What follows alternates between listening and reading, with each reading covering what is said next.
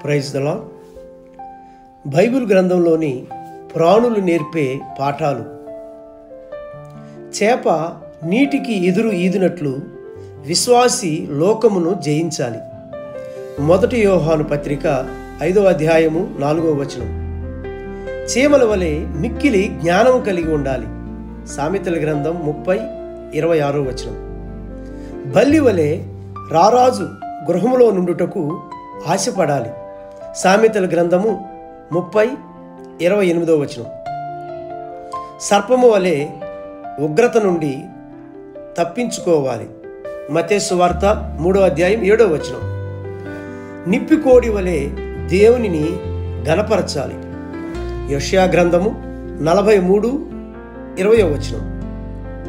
కోడి వలె మాతృత్వ ప్రేమ కలిగి జీవించాలి. లూకా సువార్త 3వ అధ్యాయము 34వ వచనము మరియు మత్తయి సువార్త 26:34వ వచనం.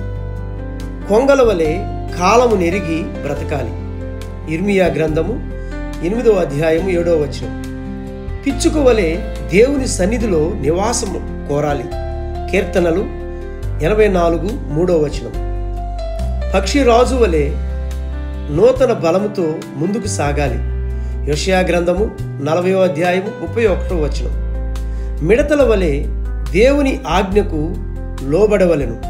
నిర్గమకాండము 10వ అధ్యాయం 4వ వచనం. కాకి వలె దేవునికి మొర్రపెట్టాలి. కీర్తన 147:9వ వచనం.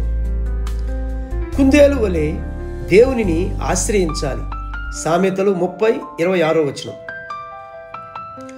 పావురము వలె నిష్కపటముగా జీవించాలి. మత్తయి సువార్త 10వ అధ్యాయము 16వ వచనం.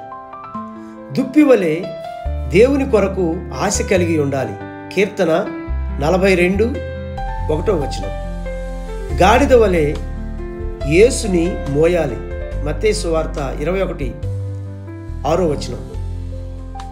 ఎద్దు వలె కష్టపడి పనిచేయాలి. 1 రాజుల గ్రంథము 19వ అధ్యాయము 19వ వచనం. కుక్క వలె విశ్వాసం కలిగి ఉండాలి. మత్తయి సువార్త 15వ అధ్యాయం 27వ వచనం. గొర్రె వలె సాధువుగా ఉండాలి.